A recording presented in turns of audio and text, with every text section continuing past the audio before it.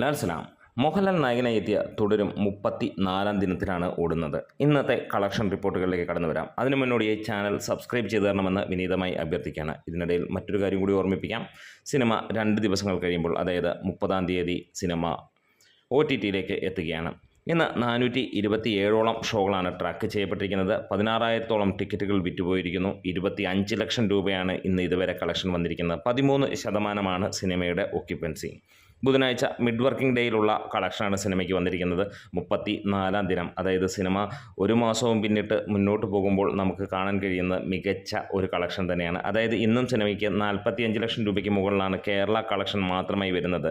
ഇതിനോടകം തന്നെ Kerala collection cinema 120 കോടിയിലേക്ക് touch ചെയ്യുന്നു.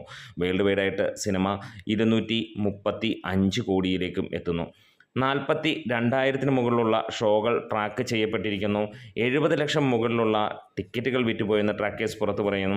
ഒപ്പം ട്രാക്ഡ് കളക്ഷൻസിലൂടെ 108 കോടിയാണ് സിനിമയ്ക്ക് വന്നിരിക്കുന്നത് കേരള ബോക്സ് ഓഫീസിൽ നിന്ന്. ഇതിനോടകം തന്നെ നമുക്കറിയാം, സർവ്വകാല റെക്കോർഡുകളും തകർത്തെറിഞ്ഞുകൊണ്ട് സിനിമ കുതിച്ചുകൊണ്ടിരിക്കുകയാണ്.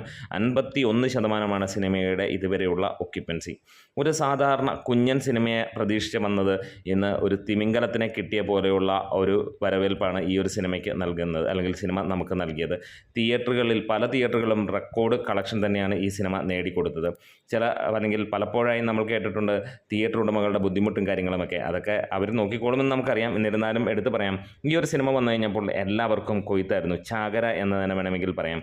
പലപ്പോഴായി ഓരോ തിയേറ്ററുകാരും ഇതിനു വേണ്ടി ഇടിപിടി കൂടുന്ന ഒരവസ്ഥ തന്നെ. അതായത് ഈ ഒരു സിനിമയ്ക്ക് വേണ്ടി അത്രത്തോളം ഗംഭീരമായിട്ട് എവിടെയൊക്കെ സിനിമ ഓടുന്നു അവിടെയൊക്കെ ഹൗസ്ഫുൾ ഷോസ് നിറഞ്ഞാടി ഈ ഒരു മാസം അത് പിന്നീട് OTTയിലേക്ക് എത്തുകയാണ്. അതൊരു നിരാശയാണ്. നമുക്ക് പല പ്രാവശ്യം പറയുന്നത് പോലെ തന്നെ എന്തായാലും ഒരു മാസവും കൂടെ ഏറ്റവും കുറഞ്ഞത് ഓടാനുള്ള കെൽപ്പുള്ള സിനിമ തന്നെയാണ്.